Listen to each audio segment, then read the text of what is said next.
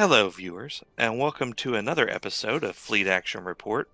This will be episode 46. It's a Disruptor thing. I'm Nicodus, I'm Greebug. and we have no guests today. It's just us. We disrupted them or something. Apparently. So, what have you been up to this week? I don't remember. That's not a good sign. Let's We see. did not This play week. D&D. I was like, this week, what have I been up to? I was like, I'm struggling to remember. Let's see. I did raid in World of Warcraft. We are working on the final boss in heroic mode difficulty of Castle Nathria. That was both a Tuesday and a Friday thing, and well, we've made progress. I'm not sure. I think we are like kind of at that stage of we need everyone to bring their A game, and it'll be a done deal. Little hiccups here and there with that fight. Little hiccups here and there in your play, and you're pretty much dead. So, um, yeah. So that it's a challenging fight, which I like challenging fights. But I like I said, we just have to have our A game, and we definitely have that fight in the bag. Well, I wish you the best of luck, buddy. How's your week, and what have you been up to? Work, mainly. It's true. Um,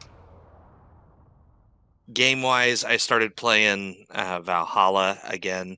This would be Assassin's Creed Valhalla, not to be confused with Valheim.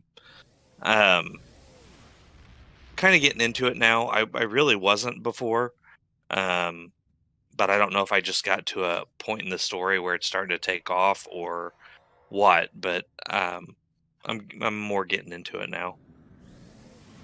No, it's a fun game, different from a lot of the other Assassin's Creed games, but still fun.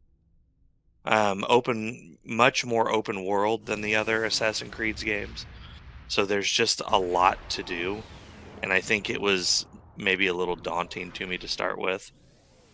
Other than that, been finishing up the. What were you gonna say? I was like, I've always been interested in the Assassin's Creed games. I just unfortunately never took the time because I have so many other games I play. You know, the as far as the series goes, the very first one in the series is my favorite game. It's very straightforward. The storyline is compelling. Um, I mean, it's very simplistic compared to most of the ones that come later. It's very much, you go to a place, the guy tells you who to off, you do the thing, and then you go back and turn it in. Um, but I don't know, it's always been my favorite. Um, there's a lot of other ones that are a lot of fun. Black Flag was a lot of fun. Syndicate was a lot of fun. Um, but I don't know, that first one just holds a special place to me, and I very frequently go back and run through it again. Um, but this new one, I don't know. I had trouble getting into it, but now I have a urge to play it, so it's growing on me. But yeah, that's pretty much been my week. So Cool. shall we talk about STO's week? Sure, probably should because some things people probably need to know today. Now, unfortunately, probably needed to know 2 days ago, but that's why So what? I put out on our Facebook thing the 4 days of giveaways started. 2 days have already passed. What you had missed is 12 bank slots and then the free Klingon Academy uniform. And today we have the Frisian, whatever, Frasen, the Klingon cat people, essentially. And to claim them, you just go into the Zen store and you have to find them in personnel. Now, I have already claimed them, so they are now already in my list of, like, right here, purchased. But definitely pick them up. even if you're not sure you're ever going to play one, at least if you do decide you're going to play one, you saved yourself some money. $5, Eh, 500 Zen, five yeah. bucks. And then tomorrow, everyone's getting a free Tier 6 experimental upgrade token. They keep handing these out like candy. I think it's kind of like they give you a taste, and then, you might want to buy some more. So also tomorrow, there's actually a lot going on tomorrow, but we have a new lockbox tomorrow. They're calling it the Far From Home lockbox. This is the 32nd century stuff. So if you've been waiting for that, this is where you're going to get your phasers, your uniforms. I'm sorry, the uniforms are in the Zen. I have this wrong. Anyway, you can get your phasers, and the grand prize from the lockbox is the Crossfield class. This is yet another version of the USS Discovery. This is going to be the 32nd century, so the detached nacelles, the darker hull configuration, 32nd century phasers. It's a 4-3 weapon setup. It's got 3 universal buff stations. It is science based, so it comes with 4 science console slots, but it comes with a universal slot. So you can actually, if you upgrade it with that experimental token, you get a second universal slot. So you can actually use that to get your tactical consoles. So you can end up with 4 tactical consoles, and then use the 4 science consoles for obviously science stuff or other universals.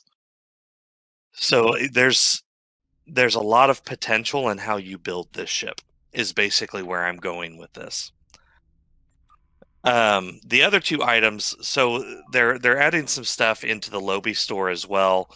They're adding the 32nd century uniforms. They're adding some robotic pets in a variety of colors. So if you're interested in that stuff, I'm definitely interested in the uniforms. But you can go to the Lobby store and pick that up. Now, typically the pets, the vanity pets, I have the Lobby store open here. It looks like the highest cost for Lobby pet is 30 Lobby. The costumes seem to vary.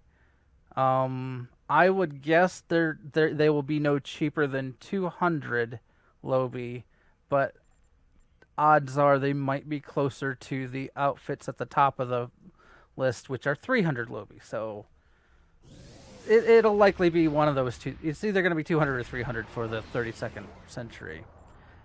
Yeah. I'm hoping for 200 because I really want to buy those.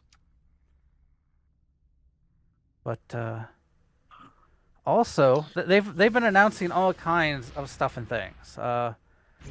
Yeah, tomorrow's a big day. We have 2 new. Didn't they say 2 new TFOs?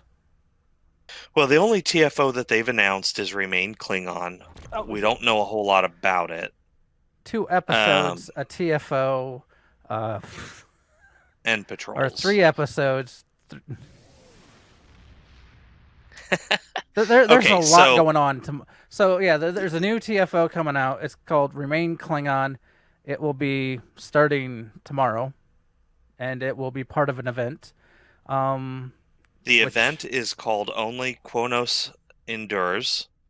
It runs from tomorrow to June 24th.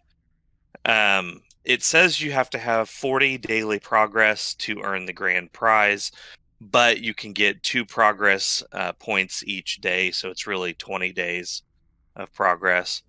There are 3 episodes and 3 TFOs that award 2 progress points each, and then there's going to be 6 patrols that award 1 progress point each. The grand prize is a 4-piece ground set called the Imperial Assault Set. This is what we don't know. It says 3 episodes and 3 TFOs. I don't know how many of those are new. Obviously, Remain Klingon is going to be a part of that. I don't know if they're going to utilize 2 older TFOs to make it 3, or if it's going to be 3 new TFOs. I don't know. Same with the episodes. It says 3 episodes. I have no idea if these are new episodes. One of them will be, at least one of them will be. I don't know about the other 2. And the same with the patrols. I don't know if these are older patrols that are going to be utilized for the event, or if these are 6 brand new patrols. They have not been very clear on that. Of the patrols, I know I swear I read somewhere that we are getting at least 2 new patrols. I thought that was stated, which would sort of make sense. There are some already Mokai patrols in that list that you have to go and fight. There are currently, if you go to the Klingon Civil War, there are 3 patrols currently listed. So I would imagine that this is going to get filled out with more patrols. How many, I guess, becomes the question. I thought I read 2 more, but that would bring us to 5. And they mentioned 6 for the progress stuff. So maybe we're getting 3 patrols. They've been really unclear on it. And there's something to be said for, surprises when it comes tomorrow. So who knows? We'll find out here in about 12 hours. Going along with that, so the new event starts tomorrow. That means Tholian Trouble ends tomorrow. You basically have about 12 hours to earn progress and or buy out Tholian Trouble. So yeah, if you guys haven't done that yet, now's the time. If you buy it out, you still get progress for the year-long event, so could be worth it. And then along with the content release tomorrow, they are releasing a new bridge for the KDF faction. It looks really neat. It's been used in a couple of the episodes already, and it's a good looking bridge, and it's a kind of rare for them to come up with a new bridge these days. The devs have basically stated that there's no profit in it, so they weren't going to do new bridges anymore, except for special events and or new episodes. So it's kind of cool that we're getting a new bridge. I'm very pleased to see that, and it does look good. It is also, as Greebog wrote in our show notes, going to be free. Yes, you won't have to buy it. It's going to be free. Also, they said it's going to replace the default Klingon bridges. So the new revamped artwork, you will be able to. I don't know if it will automatically change if, let's say, you already have flying a Klingon ship. If it'll automatically change the bridge, you may have to go to the customize your ship and change it there for that. But if you acquire a new Klingon ship, I would it more than likely is going to default to this new bridge. Yep, pretty much. Did we lose our stream? We may want to hold a second. The bitrate has dropped out at the bottom. It's not dead. It's just not quite alive. Technical difficulties. Well, it was like it dropped to 783 kilobits per second instead of, normally 3,000. Okay.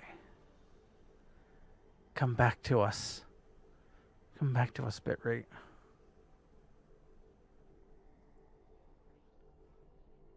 Yeah.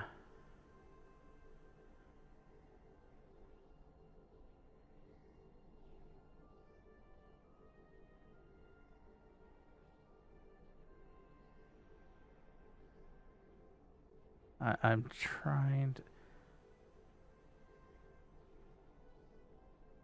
Hopefully, come on. And now, let's see, that's buffering. See, normally when this starts happening, you in Discord even start to robot a little, and you haven't. which is what is interesting. Well, that's a good thing. Trying to look at the planet here, or the star that I'm by on the stream, because that's going to show me if it's working or It's not. still. I just like refreshed to see what happened, like, because, oh hey, I need a better details on my bitrate, and it's still at the bottom.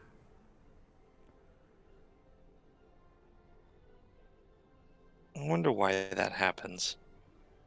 I blame my internet provider. You know. Oh, it's going up. It's up to 2,000. Could be.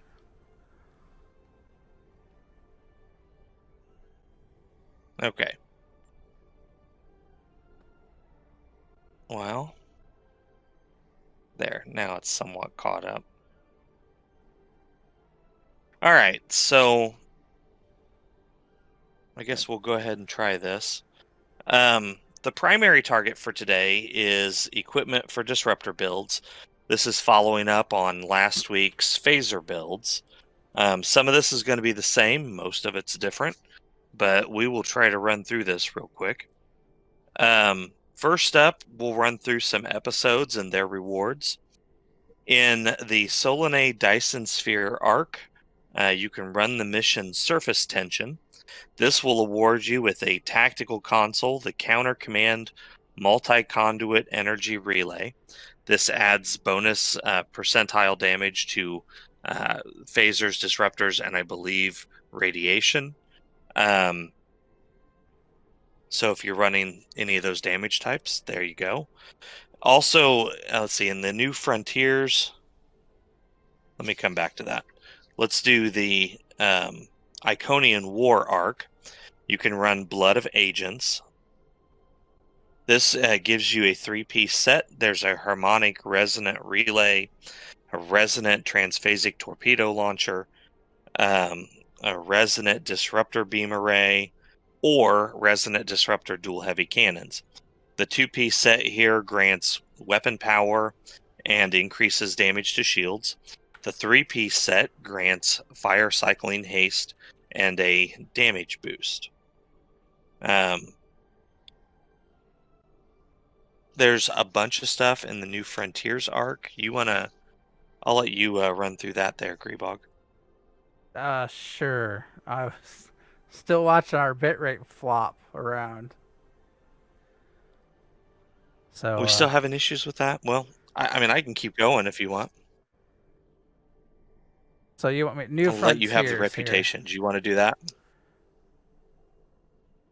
Sure. I don't know that there's anything I can do about it on my end. All right. Well, not without restarting the entire stream. Oh, I hope we don't have to do that. In the New Frontiers arc, there's several missions that offer set bonuses. In Scylla and Charybdis, there's the Bajor defense set. This is a covariant shield array, deflector array, and Hyper-Impusle engines. The 2-piece set grabs you a flat boost to disruptor, phaser, and plasma damage, so it's good for all 3 of those builds. In this case, disruptors. You can run New Frontiers Echoes of Light. This gets you the Nausicaan set, which is a science console, the Nausicaan Siphon Capactor, Nausicaan Energy Torpedo Launcher, which is the only disruptor damage torpedo in the game, and then the Nausicaan Disruptor Beam Array. The 2-piece set here adds a damage over time effect to Nausicaan weapons. Adds a damage over time to the hold effect of Nausicaan weapons. So if you trigger the hold, it also triggers a DOT. The 3-piece set adds straight up disruptor damage and hull pen, and it's like 150 hull pen, so that's kind of a big boost there. Also in New Frontiers, you can run Brush Fire. Brush Fire gives you the House Martok set. This is an engineering console, the House Martok defense configuration, and then it's got the House Martok Transphasic torpedo launcher and the House Martok Disruptor 360-degree energy weapon. So it's an omnidirectional disruptor beam array, even though it doesn't call it that. The two-piece set here grants you critical chance and accuracy, and the three-piece set gives you a damage resistance debuff to your torpedo firing modes, and that would be like high yield or torpedo spread.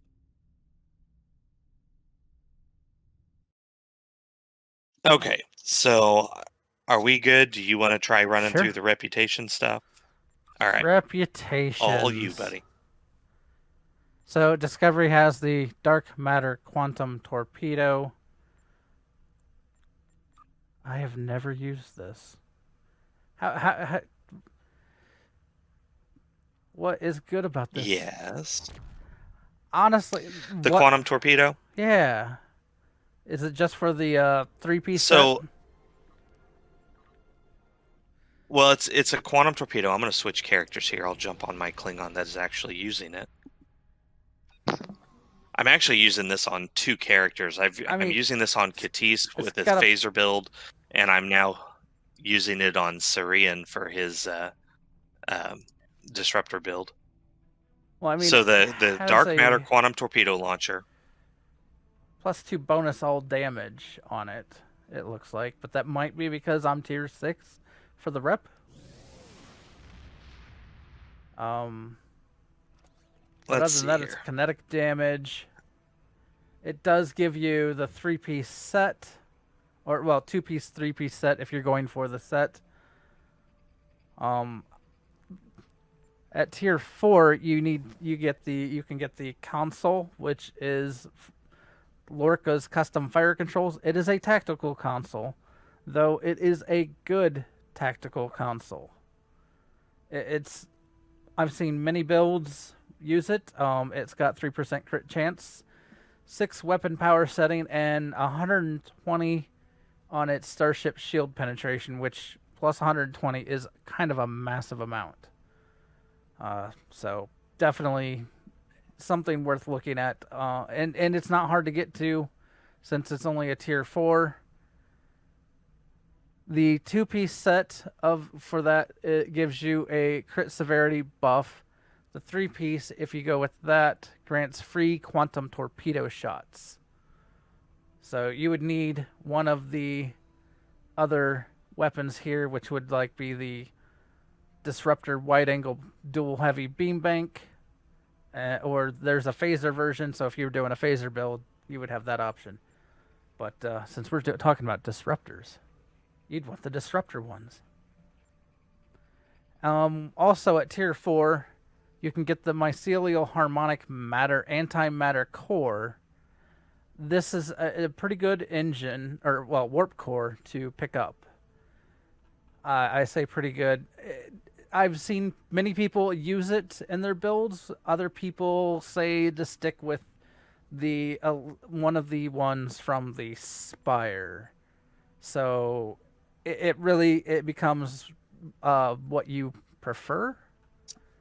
It is definitely worth, though. I mean, I would probably pick it up just to at least get the if you're going to go with just trying to get the 2-piece set, which you would get with Tilly's review pending modified shield.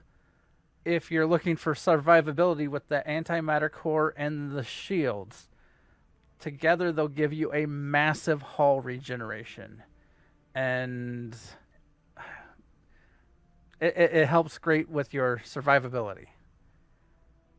And then with the competitive, as always, you want the competitive impulse engines that everyone loves and uses pretty much all the time. If I can find, well, I have it equipped, so it is a nice impulse engine. Essentially, this is maxed out, but basically anytime you use one of your fire modes, you get a massive boost to speed, so and maneuverability. So you end up being able to fly circles around your opponents as you blow them up. It can be very handy getting into positions. If, let's say, even if you're doing a cannon build, you can use it to help you get in and around in strafing mode, do strafing runs and stuff like that. Or if you're doing a beam boat like I typically do, it helps you do circles, so that way you can keep everyone at your side and shoot them repeatedly and repeatedly and more repeatedly. And our bit rates dropped again. Yeah, I noticed your talking is understandable, but it is disrupted a little bit here.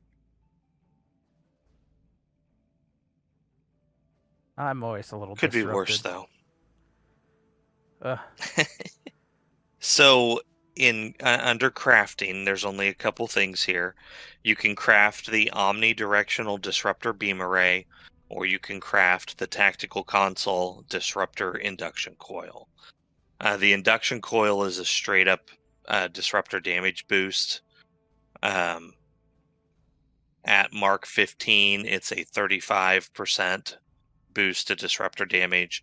Those consoles do stack, so you can equip more than one. So you can craft these, or you can get them from the Echoes of Light mission in New Frontiers arc. I meant to bring that up and somehow skipped it when we were talking about New Frontiers. The one that you craft is tradable, so you can sell it on the exchange. The one from the mission is not; it's bound on pickup.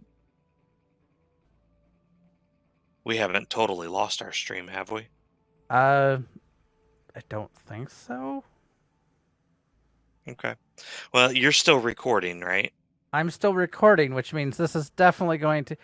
What I can do once we are done, I can go into immediate editing and drop the recorded version back up onto the stream and have it re-air, and also get it up to YouTube quickly.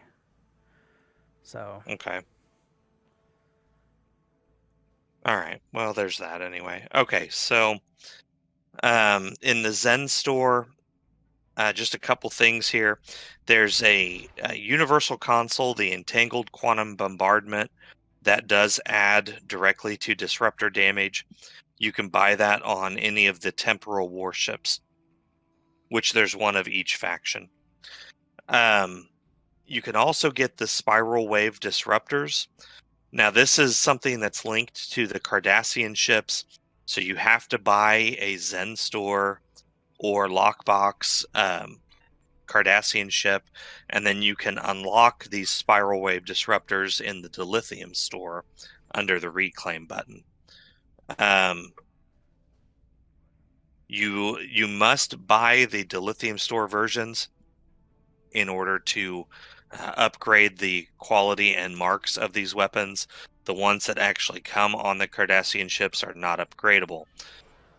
You can get the versions with them. They can add to crit severity, accuracy, crit chance, or they have a small percent chance to lower damage resistance from the enemies.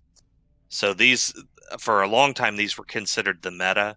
In a lot of ways, they still are, although there's some talk about the new 32nd century phasers becoming the new meta. They don't add so much to damage, but they reduce bridge officer cooldowns. So take that as you will. And to find them in the Dilithium store, it is under the Reclaim once you have access to them. So it's not.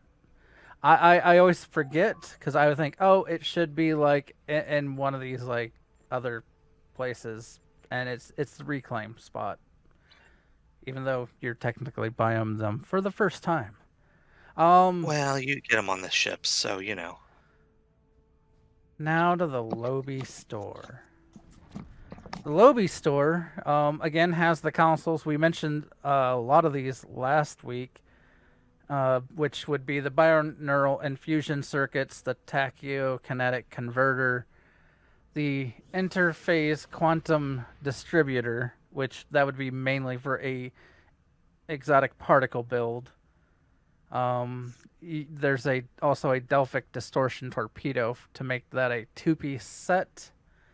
But what adds in, there is actually a disruptor weapon set that's called Saboteur's Gambits. I don't see many people using this. However, I mean, it is a disruptor set, so definitely that's the main reason we're mentioning it here. It could be a way for you to get more disruptor weapons or consoles that you could use. Unfortunately, let's see. The weapons, there's a beam array, there's some dual cannons, there's a Photon Torpedo, though they call it a Saboteur Delivery Vehicle Photon Torpedo. Interesting name on that one. And then there is a console. Well, it actually, if you read the description of that delivery, it actually talks about how the torpedo has somebody inside of it. So you shoot it over there, it penetrates the hull, the operative hops out of the torpedo, goes and disables a subsystem, and then gets beamed back to your ship. So yeah, it's not just a explosive torpedo, it's like a breaching device for you to deliver an operative to the enemy ship. Sounded a little weird to me, but hey, it's STO, so whatever works. What? I want to say there was an enemy that did something very similar, and what? One of the shows or a movie? But yeah. I think it was in one of the reboot movies. Maybe not a torpedo. Maybe like I remember Kirk flying through space. I don't know. Yeah, I mean they pull a lot of this from content that has been created about Star Trek. So, over in the Phoenix prize packs, if you get an epic prize token, you can get the Domino console that comes from the Bajoran Denorios interceptor. Now, strictly speaking, the Domino is a phaser console. It has a straight passive boost to phaser damage. However, the activated ability that the Domino gives you is not phaser specific. So a lot of people will use it on other energy type builds, including Disruptors. So there you go. It's become one of the meta consoles. I mean, it really has. It has. So even if you're not doing a phaser build, definitely a console worth picking up. All right, now in fleet, we still have, instead of buying the phaser weapons, you can buy disruptor beam arrays, cannons, and turrets and stuff. So they're all still there. Your fleet, if you're in a fleet, at the starbase, you can pick up any weapon damage type. They have advanced fleet weapons for you. I guess it depends on if your fleet has high enough on their starbase, which ours does. The colony has the Deflector. There's an elite fleet intervention protomatter deflector. This has again become kind of the meta build for what, if you're going to build any kind of weapon. It's not specific to Disruptor. It's become the kind of meta. Pick this one up and you're good to go. The Spire, obviously you have the tactical vulnerability locators and the tactical vulnerability exploiters. They have disruptor damage versions of them, so it's much like the crafted versions of the plus damage types. You can get these these have that plus damage, and then a either crit chance depending upon if you get the locator, or crit damage if you get the exploiter. Over in the world of the lockboxes and or the exchange, if you want to pay a pretty penny, there are two types of disruptors you might want to look at. The first is the Zot-Fosh disruptors. These are fairly new. Their effect adds a Viridium isotope to the foe and then increases your damage by 4% per Viridium isotope on the enemy. So if you totally equip yourself out with these, you can give yourself a not insignificant amount of bonus damage. The other thing to look at is the Coalition Disruptors. These are the old meta before the Spiral Wave Disruptors came out. They have a 2.5% chance to lower, to give a minus 20 disruptor resistance rating. So here again, over time, you're going to reduce the resistances of the enemy, which means you're dealing more damage overall. I think that covers it for most of the equipment. Like we said last week with phasers, there are possibly way more consoles out there that will increase damage. Some of them are more general. Not all of them are disruptor specific. Case in point, I have the Prior's World Defense Satellite. This adds a 14.3% damage to directed energy weapons. So this is anything that throws energy. So you could definitely use those in any type of build, but we wanted to highlight specifically the ones for disruptors. Well, I mean, you could even say like the assimilated module that you can get from the reputation. Oh, the not make it's not Mako, but it's much like it's part of that. The Omega. Yeah, Task Force Omega. Definitely, Yeah, a good because it console adds to have. crit chance and stuff. Crit chance and crit severity, I believe. Yep, crit chance, crit severity, and increases weapon power setting, starship damage control, starship control expertise. It adds a lot to helping you. So by all means, this is not a comprehensive list, but this should give you at least a good start on a disruptor build, or if you want to watch last week's episode, a good start on a phaser build. We will eventually cover the other energy types as well. Once again, let me note here, there are no traits that are specific to energy types. All the traits in the game focus more on firing modes or more generalizations like cannons, beams. So you can use whatever traits fit the build that you're going with. So there's nothing specific to disruptors.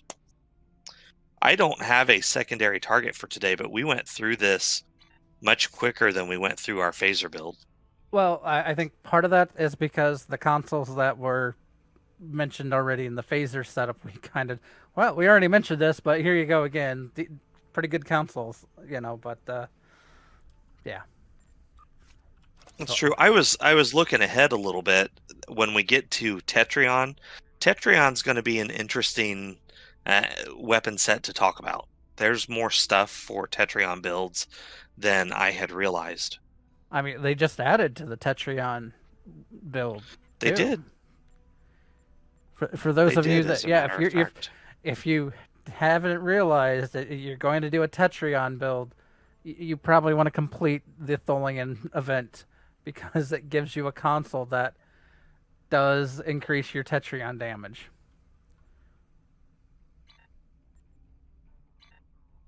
I suddenly realized I'm missing something on one of my bars. I got to figure out what's supposed to be down there. I hate when that happens. The game changes stuff, and suddenly you're missing an item. Anyway, I'll figure that out later. So next week, I actually have on the show notes that we were going to do the plasma build next week. That is incorrect. Next Monday, we are going to highlight the new event. So we will be talking about Only Quonos Endures, We may run through one of the episodes. We will definitely hit the new TFOs and definitely hit any new patrols that are introduced.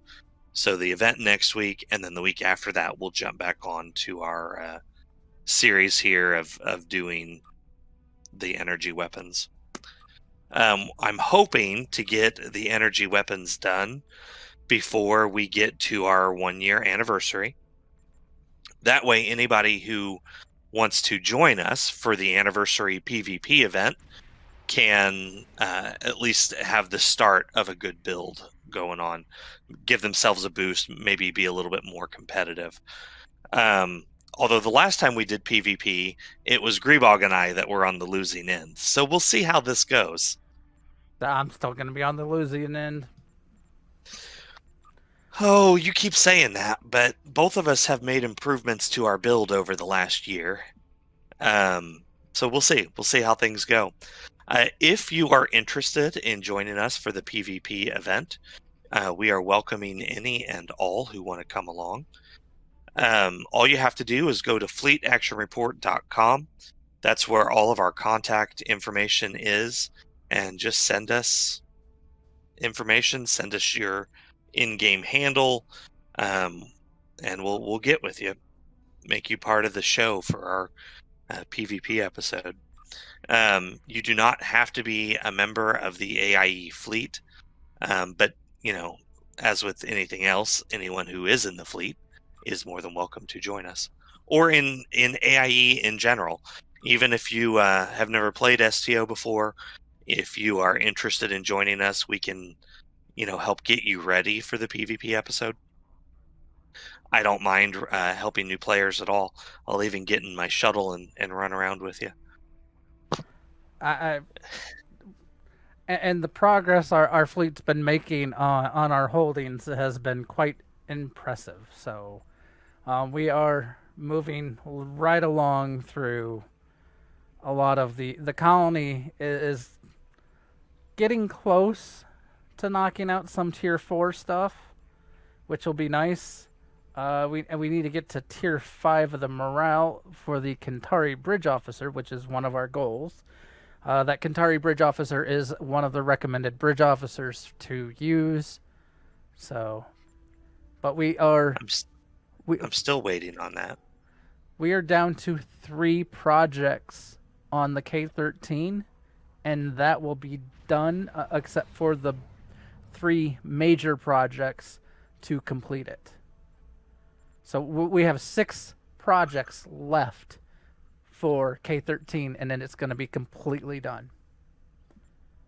And for those that don't know what that means, that will unlock there is in the Xanotech, or essentially you can unlock superior traits.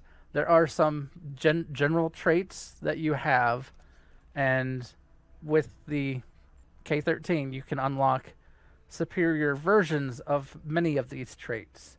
So here soon, our fleet will have all of the superior trait unlocked. That's a boost.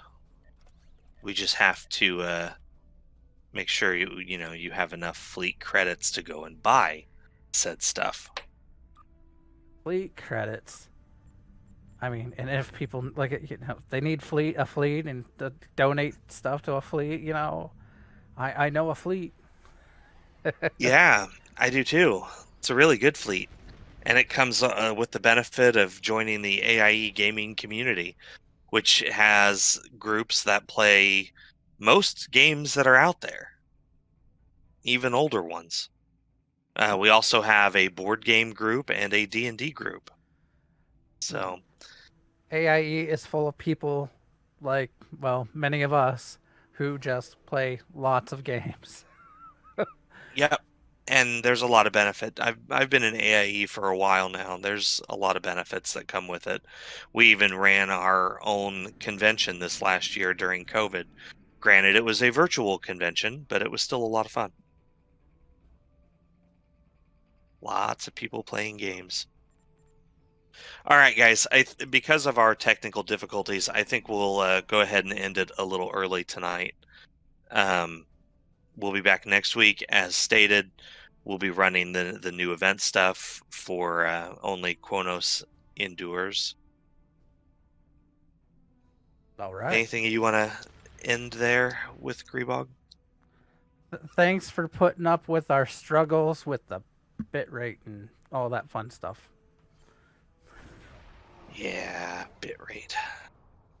All right, guys. Well, see you out there. Live long and prosper.